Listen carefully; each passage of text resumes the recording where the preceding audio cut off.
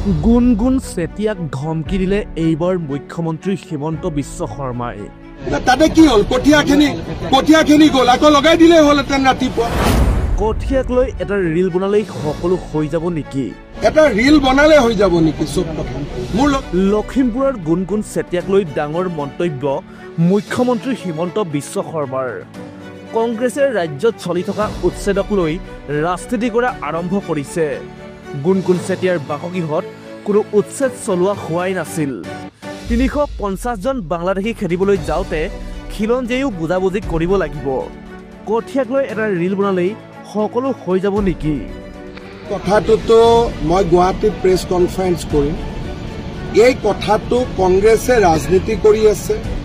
কৰিমগঞ্জ, ধুবুৰী, চাপৰ, শিলচৰ এইবিলাকৰ ৰাইজ গৈ লখিমপুৰত বহিছিল।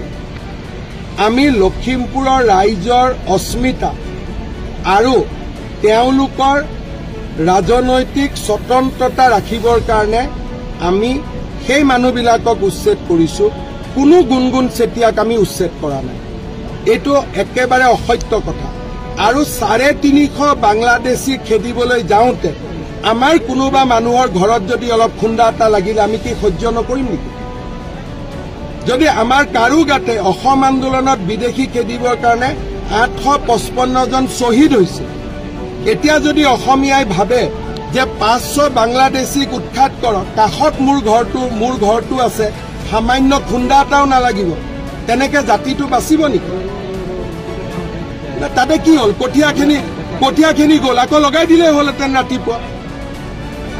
তাক লৈ এইটো ৰাজনীতি হ'ব পাৰে নেকি? নাই, ৰাজনীতি কোনে কৰিছে? যোনে এই মহিলাগৰাকীৰ নামত বাংলাদেশীখিনিক সংৰক্ষণ দিব খোজে। উদ্দেশ্য মহিলাগৰাকী নহয়, উদ্দেশ্য হল যাতে বিজেপিয়ে উচ্ছেদ বন্ধ কৰে। কিন্তু বিজেপিয়ে কালিও চাপৰত কৰিব, পৰহিও গোৱালপাৰাত কৰিব। কোনেও বিজেপিক ৰাখিব নোৱাৰে। বাংলাদেশী উচ্ছেদ হবই। ভূমি তেওঁৰ ভূমি লোৱাই নাই। আমি তেওঁৰ যিকেইগৰাকীৰ ভূমি আমি উচ্ছেদ কৰিছিলো সকলোৱে আজি ভূমিত সোমাই গল। এইগৰাকী মহিলাৰ কোনো মাটি কোনেও লোৱাই নাই। এটা ৰিল বনালে হৈ যাব নেকি? চব কথা মোৰ লগত বলক একেলগে কাৰ আমি ঘৰ ভাঙিছো চাওঁ। যদি আপোনালোকে গুৱাহাটীৰ পৰা জাৰ্নেলিষ্ট এটা যায়, টিম এটা, আমি আপোনালোকক লৈ যাম যে কাৰ ঘৰ আমি ভাঙিছো। আমি বাংলাদেশীৰ ঘৰ ভাঙিছো। যিকেইগৰাকী খিলঞ্জীয়া মানুহৰ ঘৰ আমি উচ্ছেদ কৰিছিলো, ভিজিআৰ পিজিআৰত আছিলে, কেতিয়াবা উচ্ছেদ হলহেঁতেন, আমি ম্যাদী পট্টা দি দিলো।